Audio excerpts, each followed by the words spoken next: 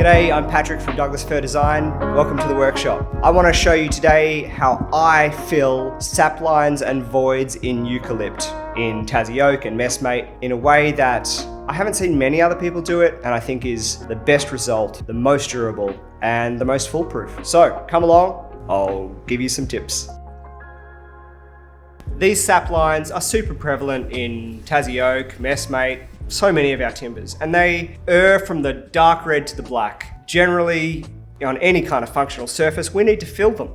There are so many options. I've tried almost everything, I can confidently say, and I've come up with a solution that I think is the best almost all of the time. Here are a couple of the common ways that people fill gum vein. Black Timbermate, very easy to apply, relatively inexpensive, but it does not stand up well to wet environments. Even just a kitchen table, water will eventually penetrate the finish that covers this, and this stuff will swell and fall out. I think Timbermate's a great product for certain things. I just wouldn't put it anywhere near a kitchen or bathroom or a floor. So some other product maybe. Another way that people commonly fill these cracks is a liquid clear epoxy. Now, that can look really good. However, I hate doing it for so many reasons. This timber, often these gum veins and these cracks will go all the way through, but you don't always know which ones will go all the way through. So you'll pour your epoxy on, you think you've taped up the back of it, and then it just flows out somewhere else, and then you've got to wait for it to dry and do it again. Now, in a job that I'm charging money for, that might mean that this piece is sitting in my workshop for an extra day that I haven't accounted for and I can't move on to the next piece. Most of the time, I just think that in these voids, a black pigment looks almost as good as a clear. A really good clear does look fantastic, but it's the flowing that I have a problem with liquid epoxy. There's a bunch of them I've used, but they all have the same problem. They flow out the bottom no matter how hard you try to fill those gaps. I have tried this epoxy glue resin. It comes in black. It's very close to what I want, but I find it's too black and it stains all of the timber around the cracks that you're trying to fill, which means that if you're trying to do really fine cracks, like these ones, that you can't easily tape around, you're just going to stain all of the timber. Side note, black Timbermate also stains the timber quite a lot. The solution I've come up with is Techniglue. It is a non-flowing epoxy paste and you can tint it. In its base untinted form, it's kind of like a honey color, which isn't useful to anybody, but you can tint it with very fine sawdust, which is really useful, but also you can tint it with any black epoxy pigment. Now, the trick is to use such a small amount of black epoxy pigment that when you see it in a void, it looks black, but it's putting barely any pigment onto the surrounding timber. And I'll show you what I mean as I do this. It takes a little bit of finesse to figure out what that level of pigmentation is, but really, since these voids are already dark on the underside, you don't need the filler to be jet black. You just need it to read as black because there's going to be no light reflected from those dark sap veins anyway. So if this is a translucent dark charcoal color, but not jet black, it's still going to work great. It doesn't flow. It's easy to mix. You could keep these tins open. Well, I mean, not open, close the tin, but you can keep these tins for ages and ages. I just think it's the best solution. Totally impervious to water, very hard wearing, harder than the timber in most cases. It's what I use almost all the time now. When you're mixing epoxies, and this goes for liquid epoxies or paste epoxies, probably more so for paste, do a two-stage mixing process.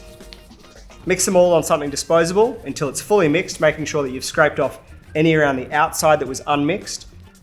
Then using a clean stick and another clean receptacle, take that mixed stuff into the clean bucket. This means that there's no chance of any unmixed residue from around the outside being in your mixed product, and it means that there's not going to be any uncurable, gooey crap on your workpiece.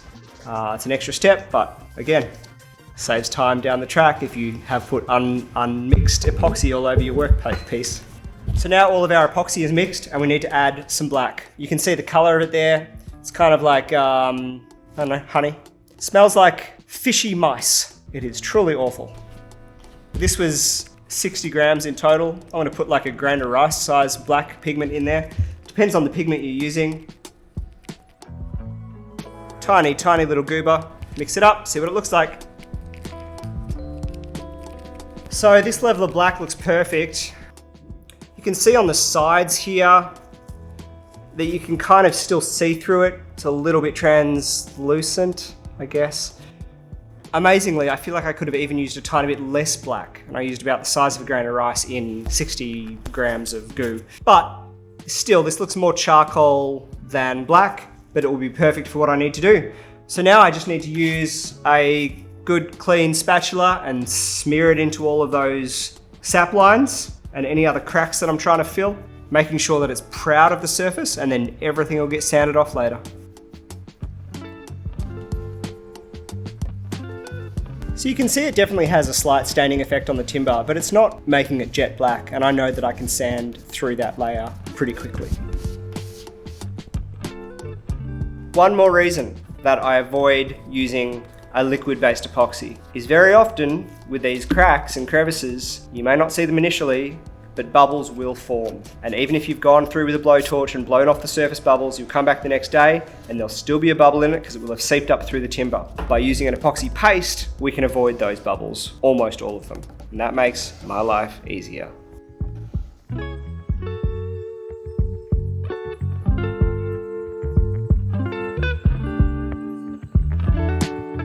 When you're sanding epoxy stuff like this, the epoxy is often harder than the timber. It's really important that you have a very clean, sharp sandpaper pad, something that can remove the material efficiently without having to put a ton of pressure on it, which could lead you to cut little divots in the timber. I really like the Abranet pads. They're very sharp, they don't get clogged, so they stay sharper for longer. But ultimately, I think a mistake that people often make is trying to save money on sandpaper. My time is worth so much more than the sandpaper is, and cheap sandpaper takes twice as long and gives you a terrible result. So use good quality sandpaper and change it out often. It takes half the time. It is not worth skimping on. I'm going to start with an 80, it'll remove the material faster, and then I'll go back over with a 120 and 180 after that.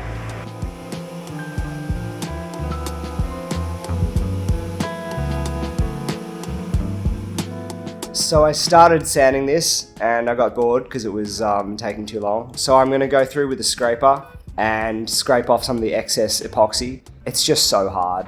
Get as much as you can off first. This will be a little bit quicker. Put on a podcast and just scrape away.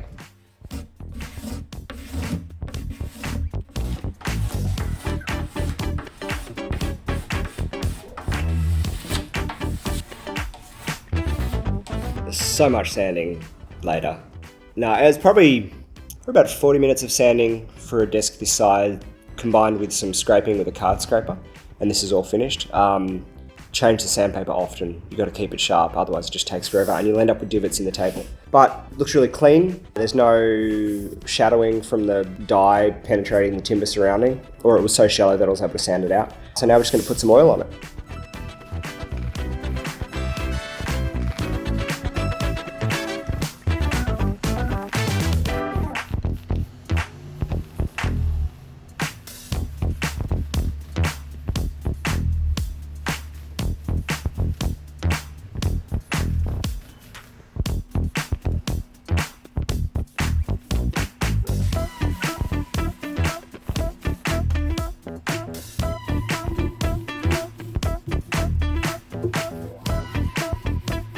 So I've only done one coat of hard wax yet, but the filler looks great. It blends in with the sap lines really well. It hasn't stained the timber around it.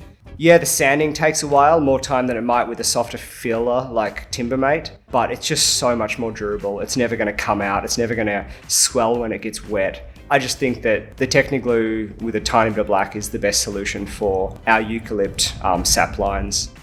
Anyway, I hope you've liked this video and got something out of it. As always, There'll be links down below for these products. Don't forget to like and subscribe. I'd love to know if anyone else has found a solution for sapline filling that they really like. Techniglue can also fill big voids as well. It doesn't matter how much you put in there, it can fill up a giant hole. But yeah, let me know what you guys normally do, and I'll see you next week. Thanks a lot.